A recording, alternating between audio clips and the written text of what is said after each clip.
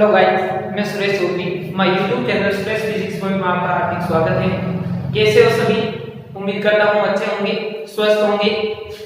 तो दोस्तों, अपने चैप्टर नंबर 1 विद्युत क्षेत्र आपने चल रहा था और उसके 15 वीडियो हमने देख लिए थे, अपलोड कर लिए थे, अच्छे से हमने समझ भी लिए थे। ये 16वां वीडियो है और 16वें वीडियो के अंतर्गत हम यहाँ पर एक लास्ट टॉपिक इस चैप्टर का और दोनों जो एग्जाम्पल बचे हुए हैं इनको हम करने का प्रयास करेंगे।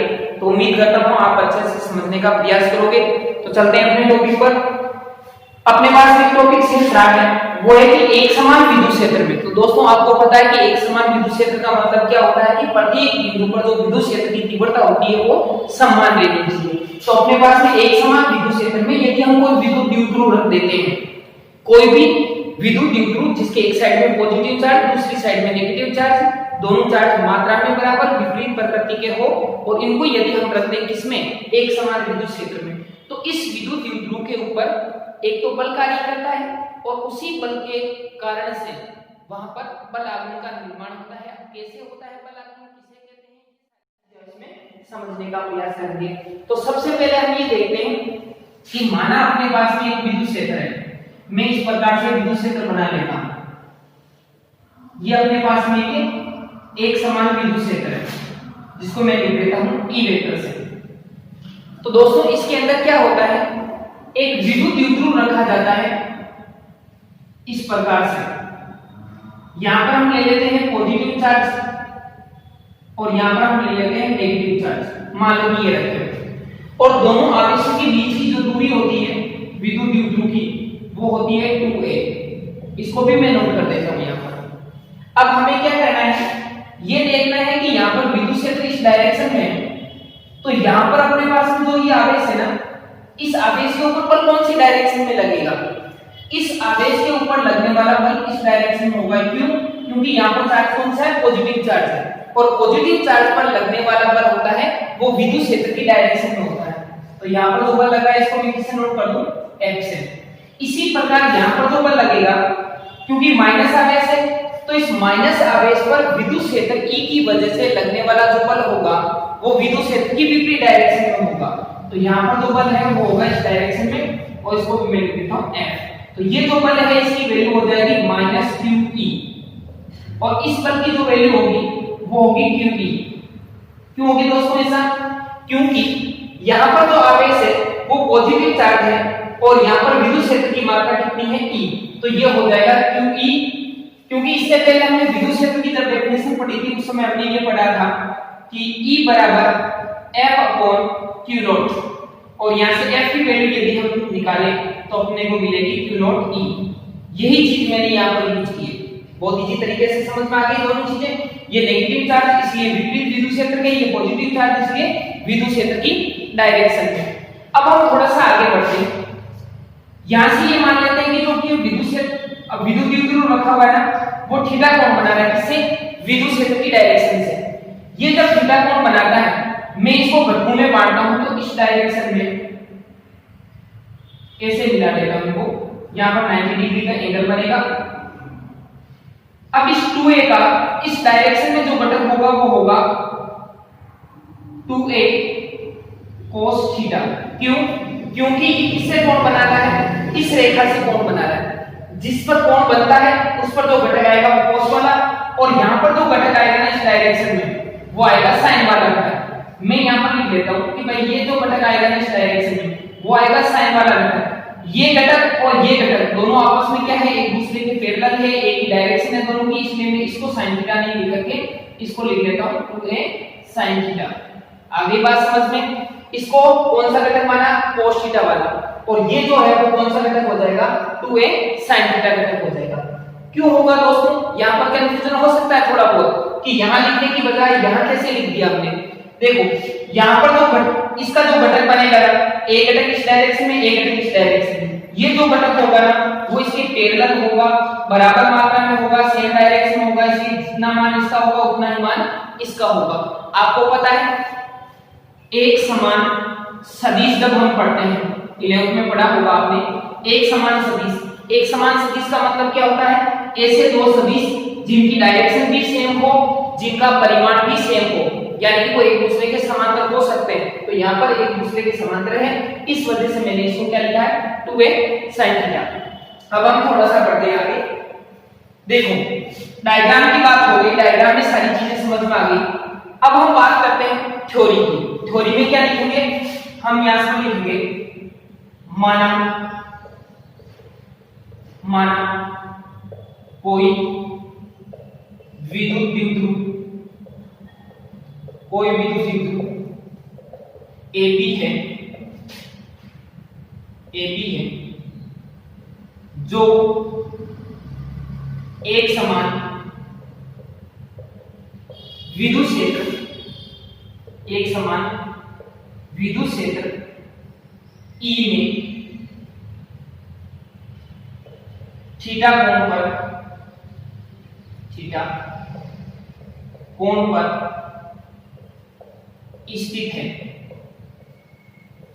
पर स्थित है, यानी कि हम जब थ्योरी लिखेंगे जितना काम हमने डायग्राम में किया है वही चीजें हम यहाँ पर थ्योरी में इंक्लूड करेंगे। तो सबसे पहले हमने ये माना कि कोई विद्युत द्विध्रुव AB है जो एक समान विद्युत क्षेत्र E के अंदर कितने कोण पर स्थित है, थीटा कोण पर स्थित है। अब यहाँ पर हम देखते हैं द्विध्रुव AB पर लगने वाला बलागुण, क्योंकि अपने पास में बल और बलागुण की बात हो रही है। तो देखो बलागुण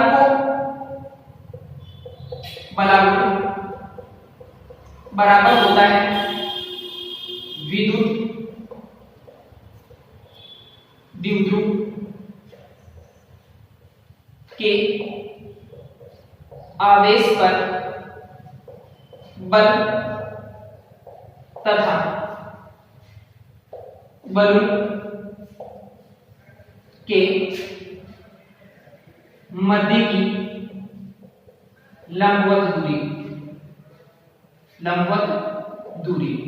तो देखो बलागुण को हम डिनोट करते हैं टो से, इसको टा बोलते हैं, तो भी बोल सकते हैं। अब देखो बल कितना लगा है F, दोनों जगह बलों की वैल्यू F है, जबकि यहाँ पर माइनस आवेश की वजह से वहां पर पॉजिटिव आवेश की वजह से, तो मैं एक बल ले लेता हूं कोई सा भी F। फिर यहाँ पर बात करते हैं बलों के मध्य की लंबवत दूरी। अब बलों के मध्य की लंबवत दूरी कैसे होगी दोस्तों, यहाँ पर बल लग रहा है इस डायरेक्शन में, यहाँ पर बल लग रहा है इस डायरेक्शन में, दो बल है दोनों एक दूसरे के क्या हो रहे हैं, पैरेलल है। तो लंबवत दूरी कौन सी होगी, दोनों को मिलाने वाली ये रेखा। कौन सी रेखा, ये वाली रेखा, क्योंकि इस बल की जो क्रिया रेखा है ना वो ये हो जाएगी, इस बल की क्रिया रेखा ये हो जाएगी, और दोनों के बीच की जो लंबवत दूरी है वो कौन सी होगी, ये। और यहाँ पर क्या लिख रखा है 2a sin थीटा, तो मैं यहाँ पर ले लेता हूं 2a sin थीटा। अब देखो बात कर लेते हैं बल की, क्योंकि अपने टॉपिक में बल भी है कि द्विध्रुव पर कितना बल लगेगा, इसकी भी चर्चा कर लेते हैं। तो देखो माइनस आवेश की वजह से इस पर लगने वाला बल विद्युत क्षेत्र की विपरीत डायरेक्शन में, और पॉजिटिव आवेश पर लगने वाला बल विद्युत क्षेत्र की डायरेक्शन में होगा। तो यहाँ पर हमें क्या लेना है, केवल एक बल का परिमाण लेना है, तो मैं ले लेता हूं QE into 2a sin theta. यहां से टो बराबर मैं Q और 2a को दोनों को साथ में लिख देता हूं, E को लिख देता हूं बाद में, और यहां पर आ जाएगा sin थीटा। फिर यहां से टो इक्वल, यहां पर Q into 2a क्या बनता है, Q into 2a ये बनेगा अपने पास में द्विध्रुव आवरण। यहां पर हम बात किसकी कर रहे हैं, बल आवरण की बात कर रहे हैं, जबकि Q into 2a क्या होता है, द्विध्रुव आवरण, जिसको किससे लिखते हैं P से। तो यहां पर हो जाएगा P into E sin theta. अब आपको पता होगा कोई भी दो राशियां हैं और उन दोनों राशियों गुणा में होने के बावजूद उनके पीछे sin थीटा लिखा हुआ है, या ऐसा कहते हैं कि दो सदिश राशियां जिनका क्रॉस प्रोडक्ट जो होता है वो किसके रूप में होता है, sin के रूप में होता है। तो इन दोनों चीजों को जब मैं सदिश रूप में लिखूंगा तो कैसे लिखूंगा, tau vector equal P vector cross E vector, यानी कि दो सदिश राशियां हैं, दोनों को क्रॉस वेक्टर में लिख लिया, और जैसे हम इसको वापस सदिश हटाएंगे तो क्या आ जाएगा, sin थीटा आ जाएगा। ये अपने पास में व्यंजक प्राप्त हुआ किसका, बलागुण का। अब बात करते हैं थोड़ी सी बलागुण के मात्रक की। तो मात्रक क्या होता है दोस्तों, आप ध्यान से देखो, ये क्या चीज है अपने पास में, Q यानी कि आवेश, ये अपने पास में क्या है दूरी, यानी कि कूलाम इनटू मीटर। और इसका क्या होता है मात्रक Q का, यानी कि परिभाषा जब हम विद्युत क्षेत्र की पढ़ी थी तब हमने पढ़ा था F अपॉन Q यानी न्यूटन प्रति कूलाम। तो मैं लिख लेता हूं यहां पर देखो Q का क्या आ गया कूलाम इनटू 2a दूरी है यानी क्या आ गया मीटर। यहां पर इसका देखेंगे तो अपने पास में क्या मिलेगा न्यूटन प्रति कूलाम। अगर इस चीज को ध्यान से देखा जाए न्यूटन प्रति कूलाम किसका आ रहा है इसका, और इसका क्या आ रहा है कूलाम, और यहां पर क्या आ रहा है 2a। तो यहां पर देखो दोस्तों जो भी अपने पास में बन रहा है कूलाम से कूलाम क्या हो रहा है कैंसिल, ठीक है। और यहां पर क्या बन रहा है न्यूटन इनटू मीटर। तो मैं सीधा लिख देता हूं इसको न्यूटन इनटू मीटर, जिसको क्या बोलते हैं डी बाई, क्या बोला जाता है डी बाई। अब हम बात करते हैं थोड़ी सी, ये तो हुई बात इसके मात्रक की। अब हम थोड़ा सा आगे चलते हैं और विमा की बात कर लेते हैं। तो विमा क्या बनेगी इसकी पहले देखते हैं। बल की विमा या न्यूटन की विमा क्या होती है m1 l1 t-2। यहां पर एक और आ रहा मीटर, तो यहां पर कितनी हो जाएगी 2। ये अपने पास में क्या आ जाएगी विमा। इसके बाद में बात करते हैं दिशा की, यानी कि सदिश राशि है ना बलागुण, इसलिए इसकी डायरेक्शन क्या होगी इसकी हम थोड़ी सी चर्चा कर लेते हैं। P वे E वेक्टर के तल के लंबवत। देखो दोस्तों कैसे, यहां पर अपने पास में E तो विद्युत क्षेत्र इस डायरेक्शन में है, P हमेशा किधर लगता है नेगेटिव टू पॉजिटिव डायरेक्शन होती है। किधर होती है नेगेटिव टू पॉजिटिव, यानी ये नेगेटिव ये पॉजिटिव, यानी P की डायरेक्शन तो ये और यहां पर E की डायरेक्शन ये बनेगा इनका तल, यानी कि एक सदिश ऐसे है दूसरा सदिश ऐसे है, तो ये जो बना है वो क्या बना है तल बना है। और इन दोनों के तल की क्या होगी लंबवत डायरेक्शन होगी किसकी बलागुण की। ध्यान से समझना इस चीज को, बलागुण की डायरेक्शन किधर होगी E और P के तल के लंबवत। हाँ इधर भी हो सकती है और उधर भी हो सकती है।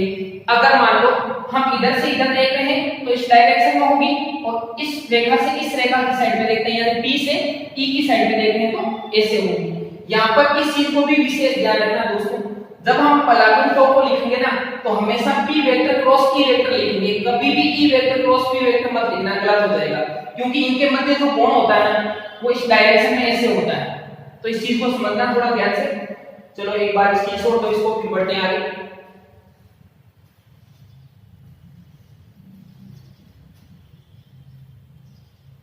तो दोस्तों बात करते हैं नेक्स्ट है अपने पास में एग्जांपल नंबर 1.19।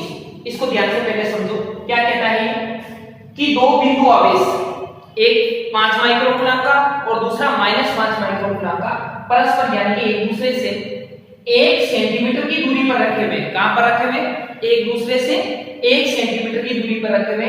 इनके मध्य बिंदु से, ध्यान देना यहाँ पर एक विद्युत बिंदु है, जैसे मान लेते हैं कि अपने पास में एक विद्युत बिंदु है यहाँ पर 5 माइक्रोकूलम और ये अपने पास में दूसरा आवेश है जिसका है -5 माइक्रोकूलम। ध्यान से समझना।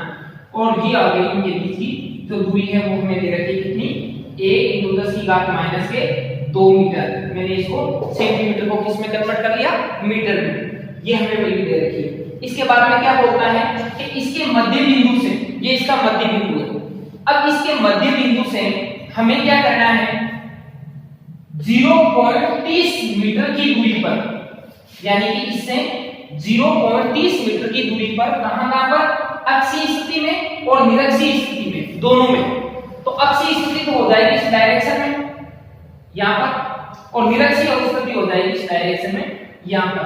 मान लेते हैं कि ये दूरी 0.30 मीटर है और ये दूरी भी यहां से कहां से इसके मध्य बिंदु से यहां तक ये दूरी भी 0.30 मीटर है। एक तो इस बिंदु पर P डैश मान लेता हूं, एक इस बिंदु पर P। इन दोनों पर हमें क्या ज्ञात करनी है विद्युत क्षेत्र की तीव्रता ज्ञात करनी है। आगे क्या बोलता है कि निरक्षीय स्थिति में विद्युत क्षेत्र की तीव्रता की गणना कीजिए। तो चलते हैं अपने एग्जांपल पर। एग्जांपल नंबर 1.19 देखते हैं इसको। सबसे पहले गिवन में क्या दिया हुआ है इस चीज को नोट करो। गिवन में हमें यहां पर बोल रहा है एक तो आवेशों के मान बोल रहा है जिसकी वैल्यू कितनी है 5 माइक्रोकूलम और दूसरे की -5 माइक्रोकूलम। या ऐसा ले लेता हूं Q1 और Q2 -5 माइक्रोकूलम। दोनों आवेश है, Q1 Q2 लगभग बराबर है, बस इनकी प्रकृति अलग है।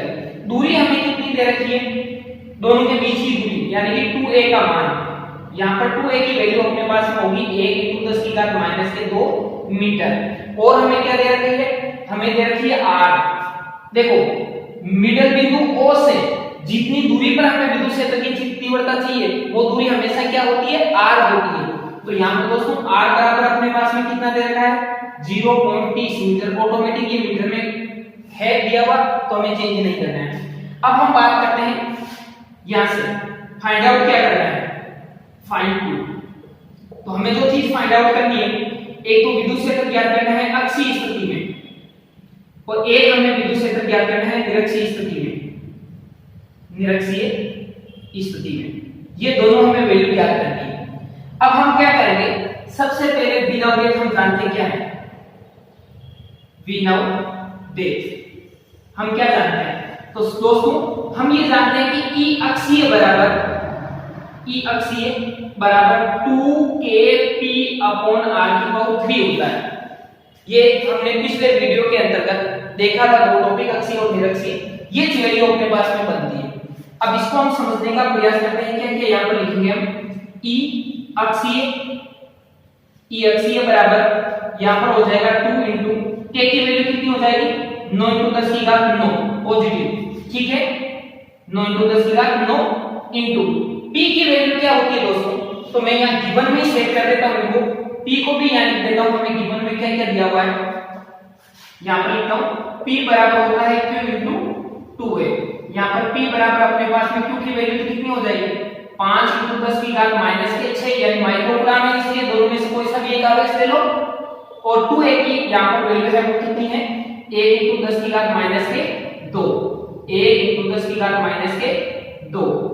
यहां से p बराबर कितना बन जाएगा 5 × 10⁻⁸ ये वैल्यू अपने पास में बनेगी। और ये वैल्यू किसकी है, p की। ओके, अब हम यहां पर p की वैल्यू डायरेक्ट यहां से उठा के लिख देंगे, कितनी हो जाएगी 5 × 10⁻⁸ अपॉन r की वैल्यू, r क्या होती है मिडल बिंदु से दूरी जहां पर हमें विद्युत क्षेत्र ज्ञात करना है।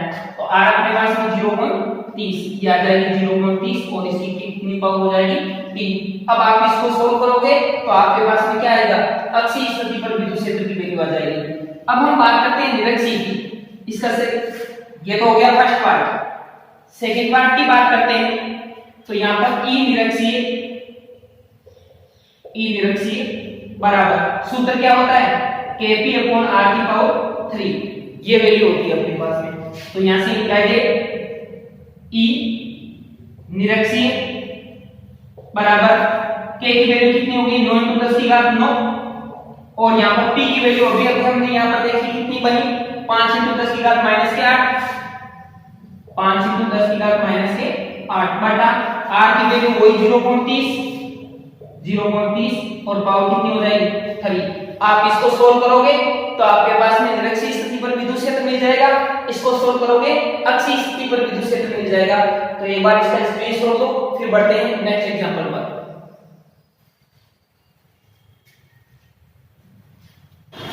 तो बढ़ते हैं दोस्तों आगे, अगला एग्जांपल अपने पास में है 1.20 में क्या कहता है कि दो आवेश प्लस माइनस यानी एक साथ में लिखे हुए दोनों को, एक तो प्लस है एक माइनस है, 1000 माइक्रोकूलम परस्पर 2 mm दूरी पर स्थित है। यानी कि अपने पास में दो आवेश है यहां पर, और ये दोनों आवेश क्या है एक दूसरे से 2 mm का मतलब क्या हो गया 2, इस m का मतलब होता है मिली, क्या होता है मिली, और मिली का मतलब होता है 10⁻³ यहां पर आ जाएगा 10⁻³ और ये क्या है मीटर। तो ये राशि किसमें कन्वर्ट हो गई दोस्तों, मीटर में कन्वर्ट हो गई, क्योंकि हमें पता है कि सारे न्यूमेरिकल्स के अंदर हमें m के मात्रक पद्धति के अंदर हमें इसको कन्वर्ट करना होता है, परिवर्तित करना होता है। तो यहाँ पर हमने इस मिली को किसमें कर दिया 10⁻³ में कन्वर्ट कर दिया, मीटर अपनी जगह ले गया। ये हो गई अपने पास में इनकी बीच की दूरी, इनकी जो वैल्यू है ये मान लेते हैं कि 1000 कूलम है और ये हो जाएगा -1000 कूलम। माइक्रो कूलम है तो यहाँ पर माइक्रो कूलम,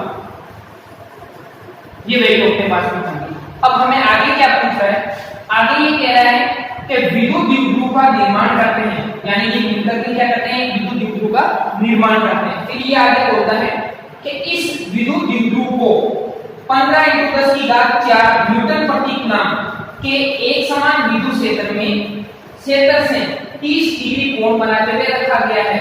विद्युत द्विध्रुव पर कार्यरत बल लागू की गणना कीजिए। कहने का मतलब यह है इस विद्युत द्विध्रुव को इस विद्युत क्षेत्र के अंदर E में यहाँ पर 30 डिग्री के कोण पर रखा हुआ है। कितने डिग्री के कोण पर रखा हुआ है, 30 डिग्री। इसका मतलब थीटा की वैल्यू कितनी होगी, 30 डिग्री। आवेशों का मान हमें दे ही रखा है, दोनों के बीच की हमने दूरी यहाँ पर देख ली। तो हम बढ़ते हैं आगे क्या ज्ञात करने के लिए, बल लागू ज्ञात करने के लिए। तो चलो एग्जांपल 1.20। सबसे पहले हमें गिवन में क्या दे रखा है वो चीज लिखो। गिवन में यहाँ पर दे रहा है दोनों के बीच की दूरी कितनी है, 2a बराबर अपने पास में हो जाएगा 2 × 10⁻³ मीटर। और यहाँ पर हमने जो आवेश दे रखा है उस आवेश की वैल्यू 1000 माइक्रो का मतलब हो गया 10⁻⁻⁶ कूलम, ये वैल्यू हमें दे रखी है। हमें Q1 Q2 दोनों लिखने की जरूरत नहीं, क्योंकि हमारे पास में दोनों की वैल्यू क्या रहेगी, सेम ही रहेगी, बस प्रकृति का अंतर रहेगा। अब हम बढ़ते हैं आगे। हमें यहाँ पर थीटा की वैल्यू कितनी दे रखी है, थीटा की वैल्यू हो जाएगी 30 डिग्री। तो दोस्तों इसके अंदर P काम में आएगा, जैसे पिछले क्वेश्चन में काम में आया था। तो P काम में आएगा तो हम P को कैसे डिनोट करेंगे, कैसे लिखेंगे इस P को। तो P बराबर हो गया Q × 2a। और यहाँ से क्या हो जाएगा, Q की वैल्यू कितनी है यहाँ पर 1000 × 10⁻⁶ × 2a की वैल्यू अपने पास में कितनी है, 2 × 10⁻³ यहाँ से कुल मिला के अपने पास में कितना बन जाएगा, ये हो जाएगा 2000 × घातों को साथ में करो तो 10⁻⁹ 6 यहाँ पर और 3 यहाँ पर, दोनों माइनस किए तो -9। अब यहाँ से क्या हो जाएगा, देखो दोस्तों चलो मैं एक बार जैसा है वैसा को वैसे रख देता हूँ, ज्यादा कंफ्यूजन नहीं हो आपकी, इसलिए जैसी वैल्यू है वैसी रखिए। ये P का मान अपने पास में आ गया। P का जो मात्रक होगा वो होगा कूलम × मीटर। ये हमें गिवन में सारी राशियां दे रखी है। अब हमें क्या करना है, हमें देखना है कि फाइंड आउट क्या करना है, फाइंड Q। हमें दो राशि लानी है, वो लानी है बल लागू लाना है। तो यहाँ पर तो की वैल्यू हमें चाहिए। V नाउ देख हम क्या जानते हैं, V नाउ देख हम जो चीज जानते हैं वो लिखो। तो बराबर हम जानते हैं PE sin थीटा। जस्ट हमने तो P किया है बराबर वाला, क्या होता है तो बराबर PE sin थीटा। इसमें हमें क्या करनी है, वैल्यू पुटअप करनी है। तो देखो तो बराबर P की वैल्यू कितनी है यहाँ पर दे रखी है, हमने अभी अभी इसको सेट किया है। तो 2000 × 10⁹ × E की वैल्यू कितनी है अपने पास में, विद्युत क्षेत्र का मान क्वेश्चन में दे रखा है 15 × 10⁴। E की वैल्यू कितनी है, 15 × 10⁴ न्यूटन प्रति कूलम।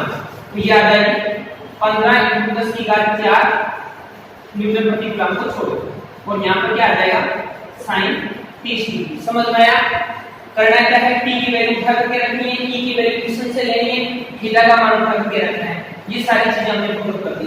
तो बराबर कितना होगा, देखो 2 को 15 से मल्टीप्लाई करो कितना आ जाएगा 30।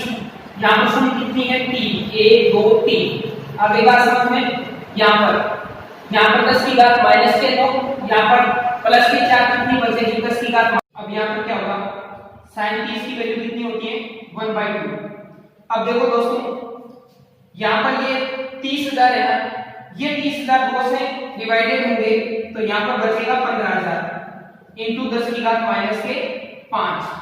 और अब यहाँ पर क्या होगा, इसको यदि मैं एक संख्या के बाद में पॉइंट लगा दूंगी, यानी छोटी संख्या करके यदि मैं इसको लिखना चाहूँ तो ये होगा 1.5 × यानी यहाँ पॉइंट लगाया 1 2 3 4, यहाँ से 4 का क्या होती है बढ़ती है। जैसे ही बढ़ेगी तो यहाँ पर 10⁻⁻ का 1 हो जाएगा। दोस्तों यहाँ पर क्या है 10⁻⁵ और यहाँ पर क्या हो जाएगा -1 क्योंकि 4 का बढ़ गई। अब इसका मात्रक जो होगा वो यहाँ से देखो क्या होगा, तो बराबर होता है PE sin थीटा, यानी कि अपने पास में न्यूटन × मीटर, ये अपने पास में आ गया मात्रक और ये हो गई इसकी वैल्यू। तो एक बार इसका स्क्रीनशॉट लो, फिर बढ़ते हैं आगे।